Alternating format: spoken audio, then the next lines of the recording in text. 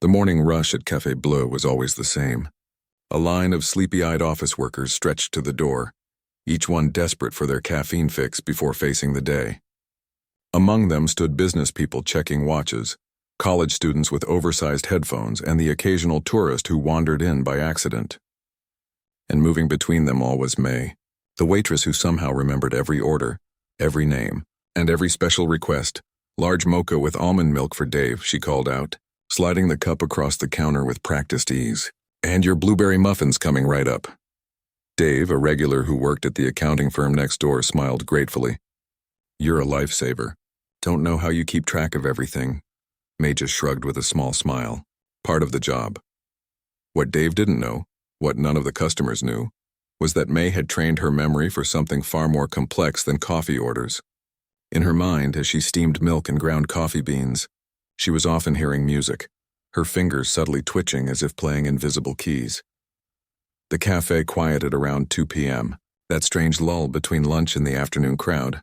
May wiped down tables, refilled sugar containers, and tried not to look at the clock too often. 6 more hours until her shift ended. 6 more hours until she could go home to the only thing that made these long days worthwhile. "You look tired," commented Gina, the cafe owner, a kind woman in her 50s with laugh lines around her eyes. "Double shift again tomorrow?" May nodded, tucking a strand of hair behind her ear. "Bills don't pay themselves." Gina frowned slightly. "You work too hard. Young people should have some fun too." If only Gina knew that May didn't want what most 20-somethings wanted. She didn't care about parties or dating apps or weekend trips to the beach. All she wanted was time with her piano.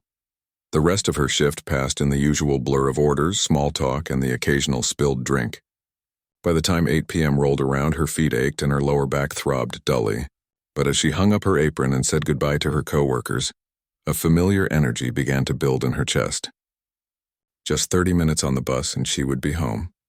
Her apartment was on the 3rd floor of an old building with no elevator. The rent was cheaper because of it, and May didn't mind the stairs. She unlocked 3 separate locks. The neighborhood wasn't the safest, and stepped inside her small but clean 1-bedroom apartment. Most of her living room was taken up by a piano. Not some small keyboard or digital substitute, but a real upright piano with ivory keys yellowed with age. It didn't match any of her furniture. It was too large for the space. But it was the first thing anyone would notice upon entering. "Hello, old friend," May whispered, running her hand along the polished wood. The piano had belonged to her grandmother, the woman who had first placed May's tiny hands on the keys when she was just 4 years old. "You have a gift," her grandmother had told her countless times. A rare gift. May kicked off her shoes, changed out of her coffee-scented clothes, and warmed up some leftover soup from the night before. She ate quickly, standing at her kitchen counter, eyes repeatedly drifting to the piano. Finally, she sat down on the bench, adjusted its height, and took a deep breath. The transformation was immediate. Her tired shoulders relaxed. The crease between her eyebrows smoothed out. Her hands, which had spent all day carrying plates and wiping tables, now hovered over the keys with a different kind of purpose. She began with scales, letting her fingers remember their proper placement. Up and down, gradually increasing in speed. Then arpeggios, her hands stretching and contracting with fluid grace. This was her real warm-up, not the half-hearted stretches she did before her cafe shifts. After 15 minutes, she opened a worn music book to a page marked with a faded ribbon. Chopin's Nocturne in E-flat major, Opus 9, No. 2. One of the first pieces her grandmother had taught her. She didn't need the sheet music anymore, she knew every note by heart.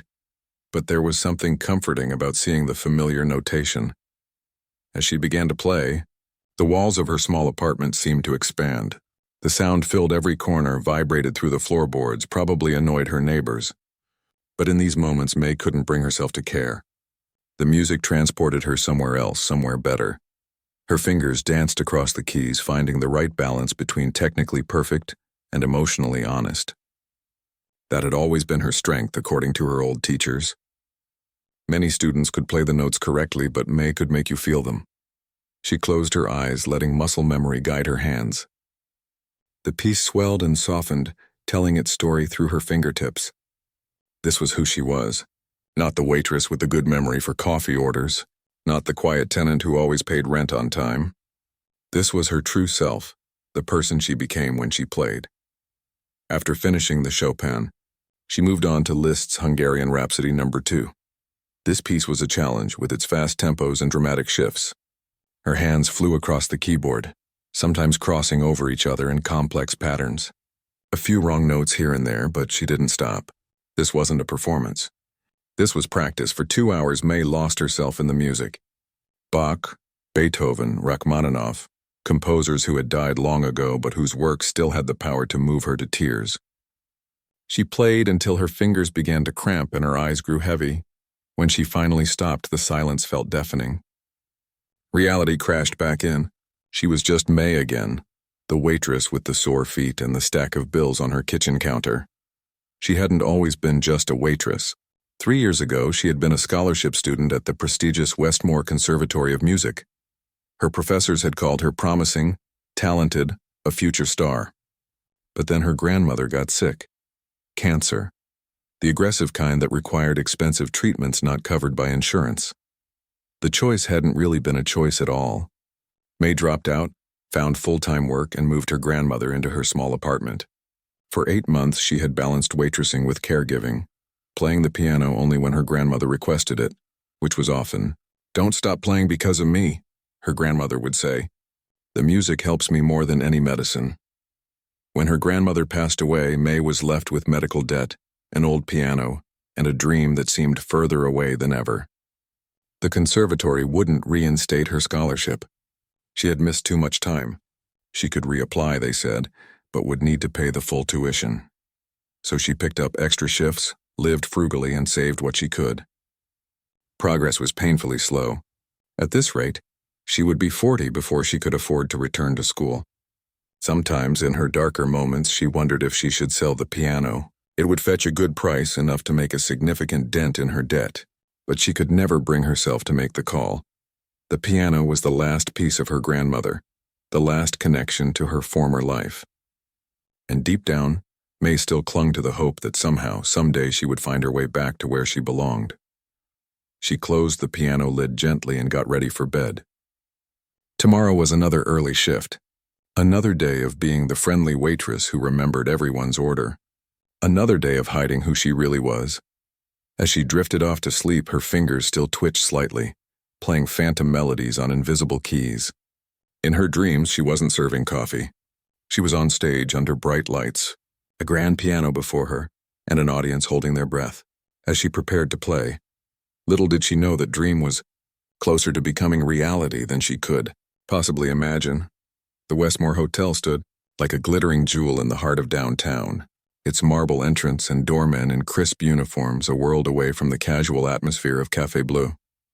May had walked past it countless times on her way to work, occasionally glancing up at its gleaming windows and wondering about the lives of the people who could afford to stay there. She never imagined she would have any reason to step inside. Tuesday morning brought rain, the kind that seemed determined to soak through even the sturdiest umbrella. The cafe was busier than usual as people ducked in to escape the downpour. May moved quickly between tables, her sneakers squeaking slightly on the tile floor. "Can I get another cappuccino?" A woman in a sleek gray suit raised her hand, not looking up from her laptop. "Of course." May nodded, already heading toward the espresso machine. She recognized the woman as a semi-regular, someone who came in once or twice a month, always ordered the same thing, and always left an exactly 18% tip. As May prepared the cappuccino, she heard the cafe door open, bringing with it the sound of rain and a gust of cool air. A man hurried in, shaking water from his umbrella. He wore a navy blue blazer with a small pin on the lapel, the Westmore Hotel logo. "Just a black coffee, please," he said, approaching the counter, "and whatever pastry you recommend." "The almond croissants are fresh this morning," May suggested, pouring his coffee. He nodded gratefully and took a seat at a small table near the window, pulling out his phone. May delivered the cappuccino to the woman in the suit before bringing the man his coffee and croissant. "Terrible day for the gala preparations," he muttered, more to himself than to May. She placed his order on the table. "Gala?" "The annual Westmore Charity Gala. It's this Friday night." He sighed, running a hand through his damp hair. 300 guests, half the city's elite, and now our pianist just canceled." "Oh." May felt a strange flutter in her chest. That's unfortunate. It's a disaster. The man took a sip of his coffee. Liv, that's our event coordinator, is having a meltdown. You can't just find a classical pianist on 3 days' notice who can handle a 4-hour elegant background music set and then feature performances. May should have walked away. She had other customers waiting. But something kept her rooted to the spot. What kind of music do they need to play?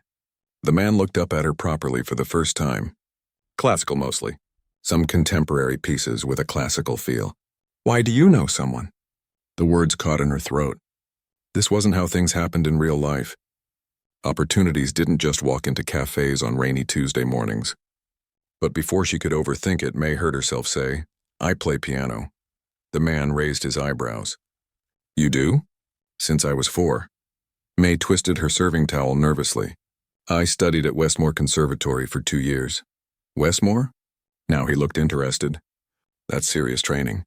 Why'd you leave? Family emergency. She didn't want to get into the details with a stranger. But I still practice every day. He studied her for a moment, then reached into his pocket and pulled out a business card. I'm Ben, assistant manager at the Westmore. If you're serious, call this number and ask for Liv Chen. Tell her I sent you. He hesitated. Just to be clear, this is a high-profile event. The hotel's reputation is on the line. May took the card, her fingers trembling slightly. I understand. Good luck. He bit into his croissant. And you were right about these, by the way. Delicious. For the rest of her shift, the business card burned a hole in May's pocket. She made 3 wrong orders and dropped a stack of clean mugs, earning a concerned look from Gina. Everything okay? Her boss asked as they cleaned up the broken pieces. Fine, May said quickly. Just clumsy today. By the time her shift ended at 4 p.m., May had taken the card out of her pocket at least 20 times, staring at the elegant script. Westmore Hotel, where luxury meets tradition. She had also composed and deleted a dozen text messages to her friend Tasha, who had offered to cover shifts for her in the past. Standing outside the cafe, umbrella in hand, May faced a choice. Turn left toward the bus stop that would take her home, or right toward the Westmore Hotel just 3 blocks away. She turned right. The hotel lobby was even more impressive up close. Crystal chandeliers hung from a ceiling painted with clouds and cherubs. The floor was polished marble and everything smelled faintly of lemon and expensive cologne. May approached the front desk, suddenly very aware of her cafe uniform and scuffed sneakers. Can I help you? The receptionist smiled professionally. I'm looking for Liv Chen. May's voice came out smaller than she intended. About the pianist position for the gala. The receptionist's smile didn't waver as she picked up a phone. Your name? May. From Café Bleu. Ben sent me. A brief conversation followed, and May was directed to take the elevator to the mezzanine level. Her heart pounded as the elevator doors slid open to reveal a bustling open area, where people in suits hurried back and forth, speaking into headsets and carrying tablets. A woman with short black hair and red-framed glasses spotted her immediately. You're the cafe pianist? May nodded. May, Ben suggested I come by. Liv Chen looked her up and down skeptically. We're in a bind, but we still have standards. Do you have a portfolio? References? A recording of a recent performance? I don't have anything with me, but I could play for you now. May tried to keep her voice steady. There's a piano in your lobby, isn't there? Liv checked her watch. 5 minutes. That's all I can spare. The lobby piano was a beautiful baby grand, tucked into a corner near a small fountain. At this hour, only a few hotel guests lounged in nearby armchairs. May sat down on the bench, adjusting it slightly. What would you like me to play? She asked. Liv shrugged. Impress me. May took a deep breath and placed her hands on the keys. This piano felt different from hers. The action was lighter, the sound brighter. But as soon as she began to play the opening notes of Debussy's Clair de Lune, those differences faded away. The piece started softly, delicately, like moonlight just beginning to shine through clouds. May let herself sink into the music, forgetting about Liv Chen standing there with her arms crossed, forgetting about her cafe uniform and the rain outside. As the piece built in intensity, her fingers moved more confidently across the keys. This wasn't just muscle memory. This was something deeper, something that came from a place of genuine emotion. When she reached the climax of the piece, Several hotel guests had stopped to listen. Their conversations paused. The final notes hung in the air like a question. May lifted her hands from the keys and looked up at Liv. The event coordinator's expression had changed completely. The skepticism was gone, replaced by something like wonder. "Where did you learn to play like that?" she asked quietly. "My grandmother taught me at first, then the conservatory." May stood up from the bench. "I can play anything you need for the gala." Liv seemed to recover her professional demeanor. "The pay is $500 for the night. You'd need to arrive at 4 p.m. for setup, play background music from 6 to 10, with 2 featured performance slots of about 15 minutes each." "I can do that." May tried to keep her voice calm, though inside she was calculating how many bills that money would cover. "You'll need formal attire. Black preferred?" May hesitated. She didn't own anything remotely suitable for such an event. "I'll figure something out, and we'll need you here tomorrow for a proper rehearsal." "Say non." Liv was already making notes on her tablet. "Bring a list of your repertoire. Tomorrow at noon." May nodded, reality starting to sink in. "I'll need to try to get my shift covered. Make it happen." Liv handed her a visitor's badge. "This will get you in tomorrow. Ask for me at the front desk." She paused. "That was beautiful playing, by the way, truly." May stepped back out into the rain, clutching the visitor's badge. Had that really just happened? She pulled out her phone with shaking hands and called Tasha. "Hey, what's up?" Tasha answered on the 3rd ring. "I need a huge favor." May ducked under an awning. "Can you cover my noon shift tomorrow? And possibly Friday evening? Friday's going to cost you." "I've got plans." Tasha sounded suspicious. "What's going on? You never asked for time off?" "I got a gig." The words felt strange coming out of her mouth. "Playing piano at the Westmore Hotel's charity gala." "The Westmore?" Tasha's voice rose in pitch. "Are you serious? That's huge." "I know." May couldn't keep the excitement from her voice any longer. "It just happened. I haven't even processed it yet. Of course I'll cover for you. This is your big break." May wasn't so sure about that. One night playing at a hotel wasn't exactly a career relaunch, but it was something. A chance to play real music for a real audience. A chance to be herself, if only for a few hours. That night she practiced until her neighbors knocked on the wall. Then she practiced more, but softer. She pulled out all her old music books, creating a set list of pieces that would work for background music and choosing 2 showstoppers for the featured slots. As she finally fell into bed at 2 a.m., exhausted but too wired to sleep, May realized something. For the first time in 3 years, she felt like herself again. Not just the waitress with the good memory for coffee orders, but the pianist her grandmother had always believed she would become. Little did she know that the Westmore Gala would be more than just a one-night reprieve from her everyday life. It would be the night that changed everything. Friday arrived with alarming speed. The rehearsal on Wednesday had gone well. Liv had approved May's repertoire list and seemed impressed with her range. But now, as May stood in front of her closet, panic was setting in. She had exactly 2 hours before she needed to be at the Westmore, and nothing to wear. She had already gone through every item she owned. Twice. The black dress she'd worn to her grandmother's funeral was too somber and slightly too small now. Her one nice outfit, dark jeans and a burgundy blouse, was nowhere near formal. Enough for an event where tickets cost $500 a plate. May grabbed her phone and called the one person who might be able to help. "Tasha, I'm having a wardrobe crisis," her friend laughed. "I was wondering when you'd call. I'm already on my way over with options." 20 minutes later, Tasha burst through the door carrying a garment bag and a makeup case. "Emergency fashion intervention has arrived." May had never been more grateful for her friend's shopping addiction and similar build. Tasha unzipped the bag to reveal 3 dresses. Option 1, classic black, sleeveless, conservative, but elegant. She held up a simple dress with a subtle shimmer to the fabric. Option 2, midnight blue, slightly more dramatic with the open back. And option 3, the red statement dress, which will definitely get you noticed. May reached for the black one immediately. "This is perfect." "Simple, professional?" Tasha nodded approvingly. "I thought you'd pick that one." "Now sit down so I can do something with your hair. You can't play at the Westmore looking like you just finished a cafe shift." An hour later, May barely recognized herself in the mirror. The dress fit perfectly, skimming over her figure without being too tight. Tasha had swept her hair into a simple but elegant updo and applied makeup that somehow made May look both professional and glamorous. One final touch. Tasha fastened a delicate silver necklace around May's neck, a small piano charm on a thin chain. For good luck. May touched it gently. It's beautiful. It's just on loan, Tasha warned with a smile. Like the dress, but if this gig leads to more, maybe you can buy your own. The reality of the situation suddenly hit May. In less than an hour, she would be playing piano at one of the most prestigious venues in the city. What if I freeze up? What if I make a mistake? Tasha gripped her shoulders. You won't. You've been practicing for this your entire life. And even if you do make a small mistake, nobody but other pianists would notice. She checked her watch. Now go get your sheet music and anything else you need.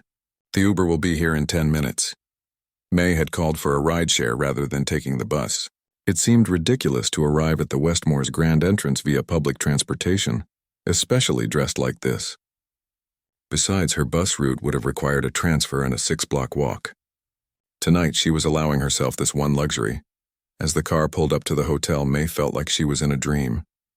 Doormen in formal uniforms opened car doors for guests arriving in luxury vehicles. Women in designer gowns and men in tuxedos streamed into the lobby. And here she was, a cafe waitress, about to join them. She clutched her folder of sheet music, mostly just as backup, since she had memorized her entire program, and approached the staff entrance as Liv had instructed. A security guard checked her name against a list and directed her to the service elevator. The ballroom was a flurry of activity. Staff arranged elaborate floral centerpieces on tables draped in white linen. Bartenders stocked stations positioned strategically around the room. And in the corner, bathed in subtle spotlight, stood a gleaming grand piano, much larger and more impressive than the one in the lobby. May's breath caught in her throat. It was a Steinway. She had played one exactly once before, during a master class at the conservatory. The memory of that rich, resonant sound made her fingers tingle with anticipation. There you are. Liv appeared beside her, clipboard in hand. Good, you look appropriate. She gestured to the piano. You'll have 30 minutes to warm up and get comfortable with the instrument before guests arrive. The background music starts at exactly 6 p.m. May nodded, too overwhelmed to speak. The featured slots are at 7:30 and 9:15, 10 to 15 minutes each. We've printed your name and pieces in the program. Liv handed her a glossy booklet. There it was in elegant script. Musical interludes by May Lin, pianist. Seeing her name in print made this feel suddenly, terrifyingly real. Questions? Liv asked. May shook her head. Nervous? This time May nodded. Liv's expression softened slightly. Everyone who performs here gets nervous. Just remember, most of these people will be too busy networking and drinking champagne to notice if you make a small mistake. But they will notice if you play with passion. She checked something off on her clipboard. Water bottle is under the bench. Don't touch the champagne until after your last set. With that, she was gone, already addressing a question from one of the waitstaff. May approached the piano slowly, almost reverently. She adjusted the bench and sat down, letting her fingers rest lightly on the keys without pressing them. Just touching an instrument of this quality felt like a privilege. She began her warm-up routine, starting with simple scales and gradually moving to more complex exercises. The piano responded to the lightest touch, the sound rich and nuanced in a way her upright at home could never match. It was like trading in an old bicycle for a Ferrari. As she played, the staff continued their preparations around her, but May noticed several of them pausing briefly to listen. A young waiter arranging wine glasses at a nearby table caught her eye and gave an appreciative nod. 30 minutes passed too quickly. Before she knew it, the first guests were arriving, and Liv gave her the signal to begin the background music. May started with gentle, unobtrusive pieces, Debussy's arabesques, Sadi's gymnopédies, pieces that would create atmosphere without demanding attention.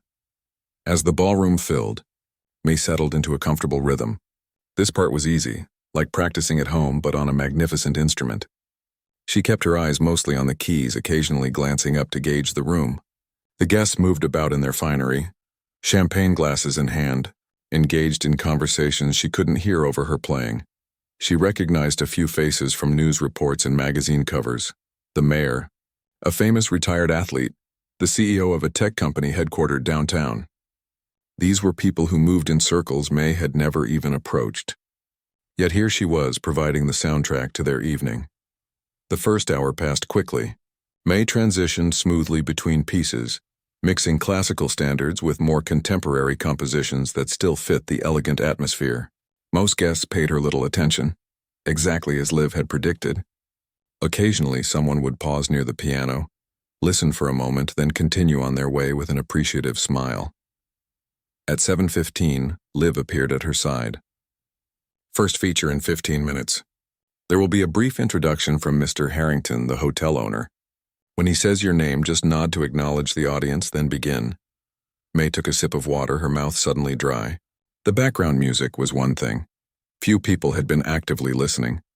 But now all eyes would be on her. She continued playing, but her mind was racing ahead to her first featured piece, Rachmaninoff's Piano Concerto No. 2, arranged for solo piano. It was ambitious, possibly too ambitious, but it was also the piece that had won her the scholarship to the conservatory, the piece her grandmother had loved most. At precisely 7:30, the gentle tapping of a spoon against a glass cut through the room. Conversations quieted as a distinguished older man in an impeccable tuxedo stepped into the center of the ballroom. "Ladies and gentlemen, welcome to the annual Westmore Charity Gala." His voice carried effortlessly. "We are delighted to have you with us this evening as we raise funds for children's music education in underserved communities." The irony wasn't lost on May. Here she was, someone who had been forced to abandon her music education due to financial circumstances, playing at an event to fund others' musical dreams. Before dinner is served, we have a special musical interlude. Please welcome Maylene, who will perform Rachmaninoff's Piano Concerto No. 2. Polite applause rippled through the room. May nodded acknowledgement, her heart pounding so hard she was sure the front row must hear it. She took a deep breath, positioned her hands, and began to play. The opening chords were like bells tolling in the distance, solemn and mysterious. Then came the rising arpeggios, building in intensity until the main theme emerged, achingly beautiful, filled with longing. May felt her initial nervousness melt away as the music took over. This wasn't about impressing wealthy strangers anymore. This was about honoring her grandmother's memory, about reconnecting with the part of herself she'd been forced to set aside. Her fingers flew across the keys with growing confidence, drawing sounds from the Steinway that seemed to fill every corner of the ballroom.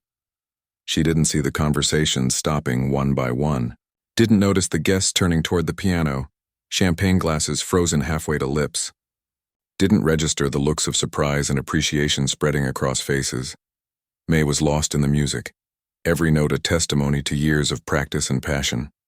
The technical challenges that had once seemed so daunting now felt like old friends, difficult but familiar. Her body swayed slightly as the piece built to its climax, emotion flowing through her and into the instrument. When the final notes faded away, there was a moment of complete silence. May opened her eyes, suddenly aware that something unusual had happened. The entire ballroom was looking at her. No one was talking. No one was moving. Then the applause began. Not the polite, obligatory kind she had received at her introduction, but real enthusiastic applause. Some guests were even standing. As May rose to acknowledge the response with a small bow, she caught Liv's eye across the room. The event coordinator was smiling, actually smiling, and giving her a subtle thumbs up. For the first time in 3 years, May felt like a pianist again, not just a waitress who played piano. And as she returned to her seat to begin the next part of her program, she had no idea that her life was about to change completely. The remainder of the evening passed in a blur. After her first featured performance, May returned to playing background music, but something had shifted. Now small groups of guests would linger near the piano, watching her hands move across the keys with newfound interest. Several people approached between pieces to offer compliments, their expressions showing genuine surprise and admiration. "Where did you study?" asked a woman wearing what had to be real diamonds at her throat. "Westmore Conservatory," May replied, continuing to play softly as she spoke. "For 2 years, only 2? That's astonishing. You play like someone with decades of training." Before May could respond, another guest joined them. "Are you performing anywhere regularly?" "I host a summer concert series in my garden." May felt her cheeks flush. Actually, I work at Cafe Bleu downtown. This is a special occasion. The two exchanged glances that May couldn't quite interpret. Then the man pulled out a business card and placed it on top of the piano. Call my assistant. We should talk about having you play at my charity luncheon next month. By the time her second featured slot arrived at 9:15, word had spread through the ballroom. The crowd quieted much more quickly for her introduction, and this time, nearly everyone turned to watch as she began to play Chopin's Ballad No. 1 in G minor. This piece was different from the Rachmaninoff, more intimate, with moments of whispered delicacy contrasting against passionate outbursts. It began gently like someone telling a secret, before building to an almost frenzied intensity. May poured everything she had into the performance, her fingers dancing across the keys with precision and feeling. When she finished, the applause was even more enthusiastic than before. Several guests gave her a standing ovation, and she noticed phones raised to capture photos or videos. Her second bow was deeper, more confident. For just a moment, she allowed herself to imagine that this was her real life, performing for appreciative audiences instead of serving coffee to distracted customers. As the evening wound down and guests began to depart, a tall man in an impeccably tailored suit approached the piano. May recognized him as Mr. Harrington, the hotel owner who had introduced her performances. "Miss Lynn," he said warmly, "you've been the talk of the evening." "Thank you, sir." May smiled. Though her hands were beginning to ache from hours of playing, "It's been an honor to perform here." "The honor has been ours." He sat down on a nearby chair, indicating that this wasn't just a passing compliment. "Liv tells me you normally work at a cafe." May nodded. "Cafe Bleu, I'm a waitress." He seemed genuinely puzzled. "How does someone with your talent end up serving coffee?" It was a question May had asked herself countless times. "Life happens," she said simply. "My grandmother got sick. I had to leave school to help care for her and pay the medical bills." Understanding softened his expression. "I'm sorry to hear that. Is she better now?" "She passed away." May looked down at the keys. "But she's the one who taught me to play. She would have loved this piano." Mr. Harrington was quiet for a moment. Then he leaned forward slightly. "Miss Lynn, would you consider playing here regularly? Not just for special events, but perhaps 3 evenings a week in our lounge. The pay would be considerably better than what you make at the cafe, I assure you." May's breath caught. Was this really happening? Yes, I would definitely consider that." "Excellent." He stood up, buttoning his jacket. "Liv will be in touch with details. And if tonight's audience reaction is any indication, I suspect this could be just the beginning for you." After the last guest had departed and the staff began clearing tables, Liv approached with an envelope. "Your payment," she said, handing it to May. "Plus a bonus authorized by Mr. Harrington. You exceeded expectations." May peeked inside and nearly gasped. There was far more than the agreed-upon $500. "Also," Liv continued, checking something on her tablet, "I've had 12 guests leave their cards for you. People who want to book you for private events or who have connections to the music world. I've never seen that happen before. What should I do?" May asked, feeling overwhelmed. "Call them," Liv said simply, "starting with Professor Wade from the conservatory. He seemed particularly impressed and mentioned something about a special program." May's heart skipped a beat. Professor Wade had been her favorite teacher at Westmore, the one who had most believed in her potential. "He was here?" Front table, gray hair, bow tie. "Said he recognized you immediately." Liv's usual businesslike demeanor softened slightly. "Look, I don't mean to pry, but why aren't you performing professionally? You're clearly trained, and what you did tonight was exceptional." The question hung in the air between them. In the nearly empty ballroom, with staff clearing away the evidence of the evening's festivities, May found herself telling Liv the whole story. Her grandmother's illness, the mounting medical bills, the impossible choice between education and family obligation. "I couldn't afford to go back after she died," May concluded. "The debt was too much, and the conservatory wouldn't reinstate my scholarship after so much time away." Liv nodded thoughtfully. "Well, based on what happened tonight, you may have options you didn't have before." She gestured to the envelope. "That should help with the immediate financial pressure. And if you take Mr. Harrington's offer, you could potentially earn enough to start paying down that debt while keeping your skills sharp." The reality of what was happening began to sink in. Just days ago, May had been a waitress with a hidden talent and fading dreams. Now she was holding an envelope full of cash, a potential regular gig at a prestigious hotel, and business cards from people who wanted to hear her play again. "Thank you," she said, the words feeling inadequate. "For giving me a chance?" Liev shrugged, but there was a hint of a smile. "I didn't give you anything. You earned this." She checked her watch. "The car service will take you home whenever you're ready. Just ask at the front desk, car service?" May had been planning to call another rideshare. But apparently, her status had changed over the course of the evening. As she gathered her things and took one last look at the magnificent Steinway, May felt a strange mixture of emotions: exhaustion from the intense performance, elation at the response she'd received, and a cautious hope that perhaps her life was about to change. Outside, the night air was cool and refreshing after hours in the ballroom. The hotel doorman hailed a sleek black car and May slid into the back seat, giving her address to the driver. As they pulled away from the Westmore's glittering entrance, she opened her phone to find a dozen messages from Tasha. "How's it going? Did you play yet? Any celebrities there? I'm dying for updates." May smiled, typing a simple response. "It went better than I could have imagined. Call you tomorrow with details. I might be quitting the cafe." Almost immediately, her phone rang. "What do you mean you're quitting?" Tasha demanded without preamble. "What happened?" "Everything," May said, leaning back against the leather seat. "Everything happened." The next morning, May woke to sunshine streaming through her curtains and the memory of the previous night flooding back. Had it all been a dream? But no. There on her dresser lay the envelope from Liv, the business cards, and the visitor's badge from the Westmore.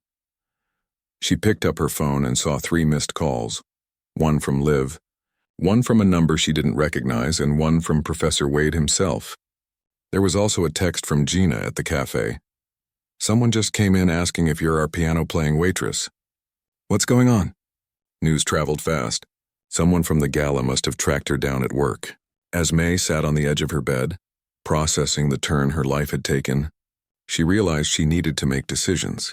About the cafe, about Mr. Harrington's offer, about all these unexpected opportunities. First, though, she had to call Professor Wade. With slightly trembling fingers, she dialed his number. "May Lin." His familiar voice answered warmly. "I was hoping to hear from you." "Professor Wade, it's good to hear your voice, and it was extraordinary to hear you play last night. You've grown as a musician, even without formal training. That's rare." May felt tears spring to her eyes at the validation. "Thank you, sir. I won't waste time with small talk," he continued. "I'm calling because I believe you belong back at the conservatory. We have a special scholarship program for exceptional students who've had to interrupt their studies due to circumstances beyond their control. After what I witnessed last night, I'd like to nominate you." May sat down hard on the edge of her bed.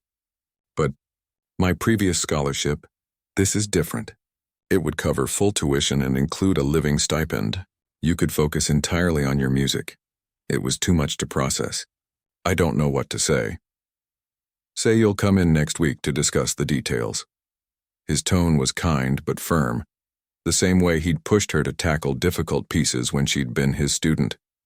"You have a gift, May. Last night proved that beyond any doubt. The question is, what will you do with it now?"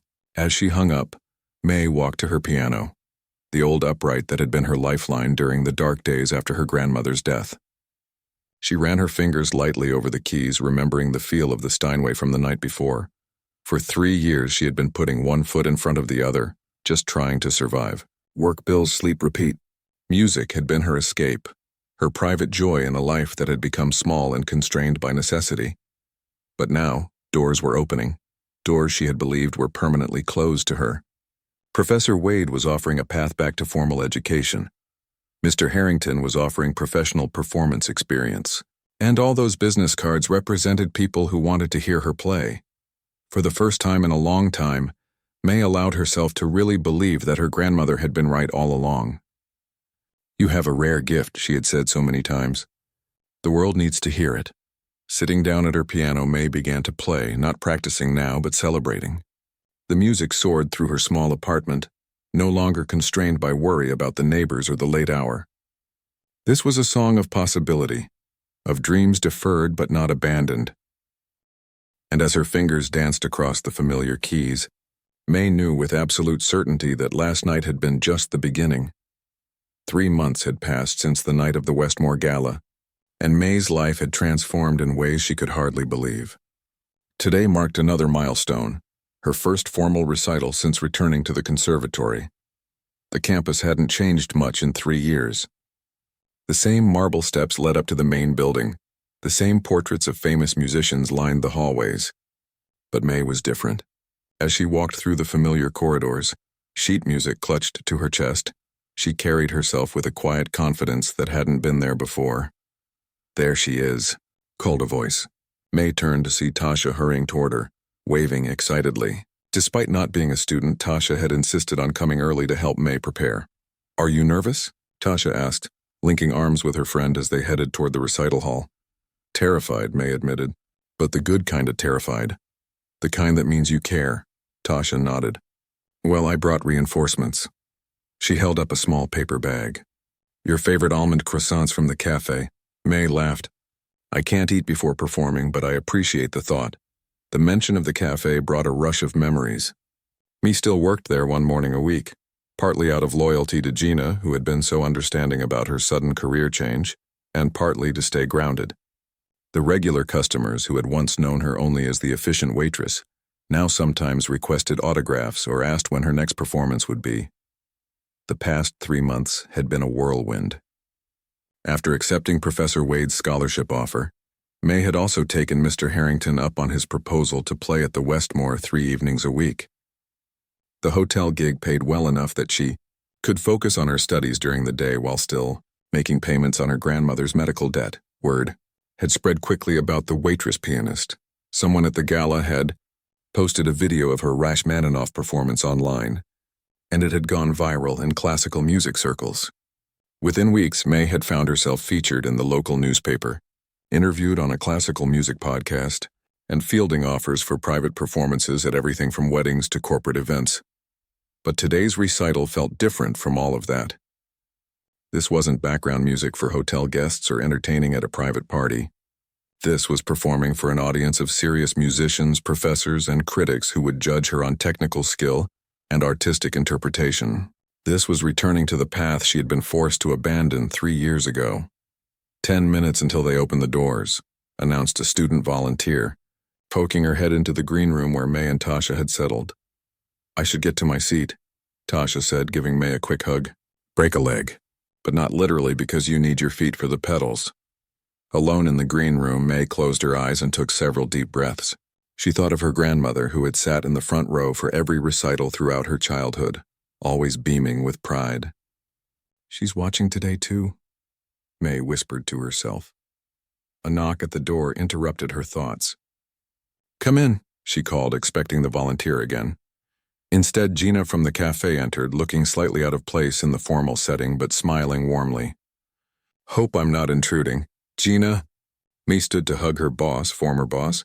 The relationship had evolved into something more like friendship. "I didn't know you were coming." "Wouldn't miss it," Gina said. "I've closed the cafe for the afternoon. Some of the regulars are here too. They all wanted to support you." Tears pricked at May's eyes. "That means so much to me."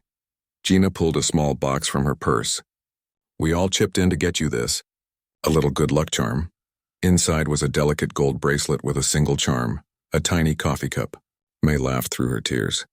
"It's perfect." "So you don't forget where you came from," Gina said with a wink. "Though I doubt that will be a problem for you." After Gina left to find her seat, Professor Wade arrived for a final pep talk. At 72, he still stood ramrod straight, his bow tie perfectly centered. "Remember what we discussed about the second movement of the Beethoven?" he said. "All business. Don't rush it. Let the phrases breathe." May nodded, grateful for his focus on the music rather than on her nerves. "You're more than ready," he added, his expression softening slightly. "When I saw you play at the Westmore, I knew you hadn't just maintained your skills during your time away. You'd somehow deepened them. That comes from living, from experiencing joy and pain and carrying it into your music." His words steadied her. This was why she had agreed to the scholarship, to the accelerated program that would allow her to complete her degree while continuing to perform professionally. not just to learn techniques and theory, but to develop her artistic voice under the guidance of mentors like Professor Wade. "It's time," the volunteer announced from the doorway. The walk to the stage felt both endless and too short. May could hear the murmur of the audience through the heavy curtain.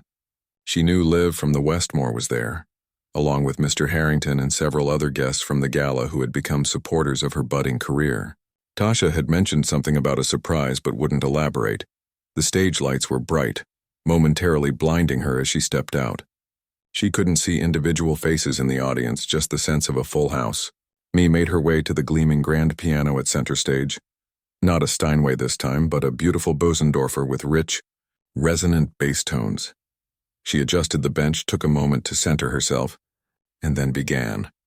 The program was ambitious: a Bach prelude and fugue, Beethoven's Moonlight Sonata, selections from Chopin, and concluding with the Rachmaninoff that had captivated the Westmore audience. 2 hours of music that would showcase both technical skill and emotional range. As she played the opening notes of the Bach, May felt the familiar sensation of disappearing into the music. Her nervousness faded, replaced by complete focus on the intricate patterns beneath her fingers. The precise mathematical beauty of Bach had always calmed her mind, creating a foundation for what was to come. When she transitioned to the Beethoven, she remembered Professor Wade's advice, giving space to the famous melody, allowing its simple power to fill the hall. The piece was so well known that it risked becoming cliché, but in May's hands, it regained its original haunting quality. During a brief pause between compositions, as applause filled the hall, May caught a glimpse of the front row. There was Tasha, beaming and giving a subtle thumbs up. Beside her sat Gina and several familiar faces from the cafe. And next to them, May's breath caught, was Ben, the hotel assistant manager whose chance comment about needing a pianist had started this entire journey. The second half of the program passed in a state of focused flow. May's fingers found the right keys almost independently of conscious thought, her body swaying slightly with the emotional currents of the music. When she reached the Rachmaninoff, there was a subtle shift in the audience's energy, recognition from those who had heard about her viral performance. This time, she played it differently, not better or worse, just shaped by all that had happened in the months since the gala. The piece had become intertwined with her own story of loss and rediscovery, of dreams deferred but not abandoned. As the final notes faded, there was that same magical moment of silence she had experienced at the Westmore, the hush that told her the audience had truly been with her on the musical journey. Then came the applause, building into a standing ovation that brought tears to her eyes. She rose from the bench and bowed deeply, accepting a bouquet of flowers from the student volunteer. As she looked out at the audience, now visible as the stage lights dimmed slightly, she saw so many threads of her life woven together: her past at the conservatory, her time at the cafe, her unexpected breakthrough at the Westmore, and now this new beginning.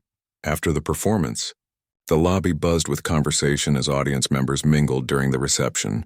May found herself surrounded by well-wishers, including several from the music faculty who had once been her teachers. "That was extraordinary," said the department chair. "A notoriously difficult woman to impress. We're discussing adding you to the lineup for the winter showcase tour. 3 cities, major venues." Before May could respond, Tasha appeared at her elbow. "Sorry to interrupt, but there's someone you need to meet." She pulled May away, leading her toward a tall man in a dark suit whom May didn't recognize. "This is the surprise I mentioned," Tasha whispered excitedly. "He's from Harbor Records. They specialize in classical and jazz. He was at the Westmore that night and has been following your story." The meeting was brief but consequential. The record executive was interested in discussing a possible recording project. Nothing huge, just an EP of 4 or 5 pieces to start, but with professional production and distribution. He handed May his card with a handwritten note on the back. "Call next week to set up a proper meeting." As the reception wound down, May found a quiet corner where she could take a moment to breathe. Professor Wade joined her, carrying 2 glasses of champagne. "To new beginnings," he said, handing her one. "And to my grandmother," May added softly. "She always believed this day would come." "What would she think of all this?" he asked, gesturing to the crowd of admirers, the flowers, the buzz of excitement that surrounded her. "May Zhao,"